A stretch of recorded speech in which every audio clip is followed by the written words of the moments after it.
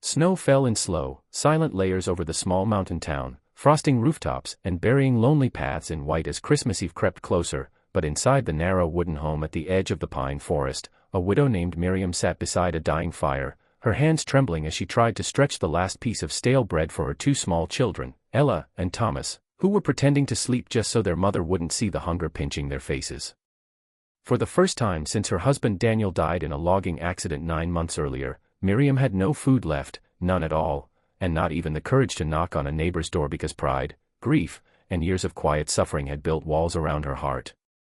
She whispered a prayer she wasn't sure anyone still heard, asking only for strength to get her children through Christmas morning without tears, even if it meant she'd go without eating another day.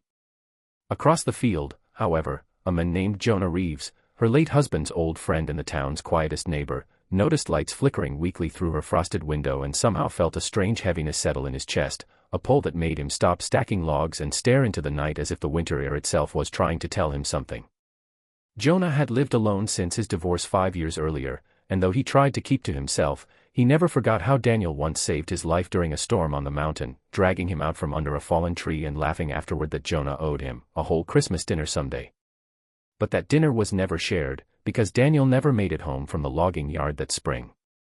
Now, Jonah's house was warm, his table filled with food he didn't feel like eating, and loneliness pressed against him like a weight he could no longer ignore. He looked toward the widow's dark house again, noticing how the chimney released barely any smoke, and a sinking worry made him grab his coat and step outside with nothing more than instinct guiding him.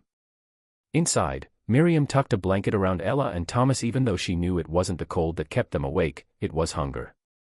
She forced a smile, telling them that Christmas miracles often came at the very last minute, but the children were old enough to sense the truth. When a sudden knock echoed through the house, Miriam froze, panic rushing through her because she wasn't expecting anyone. She opened the door to find Jonah standing with the snow swirling around him, holding nothing but a lantern and a concerned expression. "Miriam," he said softly, "are you all right? It's Christmas Eve, and the house looks dark." She tried to lie, tried to say she was fine, but her voice cracked and gave her away. Jonah didn't step inside, didn't force her to speak, he simply nodded understandingly and walked away before she could protest, disappearing across the field as confusion washed over her. Minutes later, she heard footsteps again, and when she opened the door, she gasped. Jonah was pulling a small handcart filled with a whole Christmas feast, roasted chicken, potatoes, bread, vegetables, jars of honey, and even a warm berry pie. Miriam's eyes filled with disbelief, tears spilling as she whispered, "Jonah, why would you do this?" He looked at her with a quiet grief of his own and said, "Because Daniel saved me once, and I never got the chance to repay him. Let me do this for you and the kids." She tried to refuse, her pride fighting her desperation, but the smell of warm food drifted through the cold air and she suddenly felt her legs weaken as months of struggle crumbled around her. Jonah carried everything inside, lighting her fireplace properly, filling her kitchen with warmth, and preparing plates while the children came running, their faces glowing with joy and relief. For the first time since her husband's death, Miriam heard laughter echo through her house, the soft, beautiful laughter of children who finally felt safe. Jonah stayed only long enough to make sure the fire burned strong and the children ate, but as he rose to leave, Thomas tugged on his coat and said, "Please stay. Christmas is better when you're here." Those simple words struck Jonah deeply, and though he hesitated, he eventually nodded, sitting down by the fire as little Ella climbed into his lap like she had known him forever. Miriam watched this unexpected moment unfold, seeing a gentleness in Jonah's eyes she never noticed before, and her heart whispered a thought she wasn't ready to admit. Maybe Christmas miracles did come at the last minute, maybe they always had. As the night grew late and snow thickened outside, the widow, her children, and the neighbor who'd once been nothing more than a distant figure became something closer, something warmer, something that felt like the first hint of family. The fire crackled, the food disappeared slowly from plates, and the house that once felt empty now pulsed with life. And as Jonah helped Thomas carve a wooden ornament for the small tree, Miriam whispered softly to herself, "Maybe this is what Daniel wanted, someone to look after us when he no longer could." If you're feeling the heart of this story already, don't forget to subscribe to the channel, because more emotional, powerful stories like this are waiting to touch your heart. Christmas morning arrived with sunlight dripping across the snow-covered fields like gold melting over white, and for the first time in months, Miriam woke to the smell of warmth instead of fear. Jonah had come back early, quietly lighting the fire and preparing breakfast from the leftovers he had brought. The children rushed to greet him with the unrestrained joy of kids who finally felt seen, wrapping their small arms around him as if he had always been part of their lives. Miriam stood in the doorway for a moment, absorbing the sight. Jonah, kneeling with a shy smile, accepting their hugs with a tenderness she never expected from a man who usually kept to himself. She felt gratitude swell inside her, but also an unfamiliar flutter, one she pushed away quickly because her heart was still grieving Daniel. Still, the way Jonah filled the silent spaces of their home felt as though he had been meant to cross their path at exactly this moment. After breakfast, the four of them went outside to play in the snow, building a snowman while Jonah taught the children how to pack the snow properly so it wouldn't fall apart.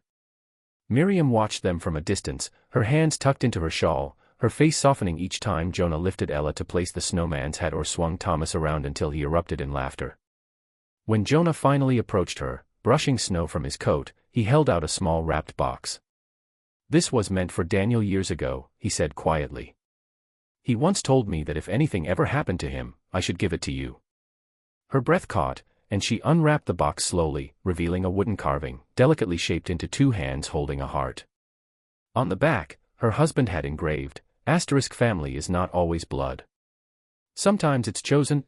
Tears blurred her vision, not from sadness this time, but from the overwhelming sense that Jonah hadn't come into their lives by accident. She clutched the carving to her chest, whispering, "Thank you, Jonah, for everything."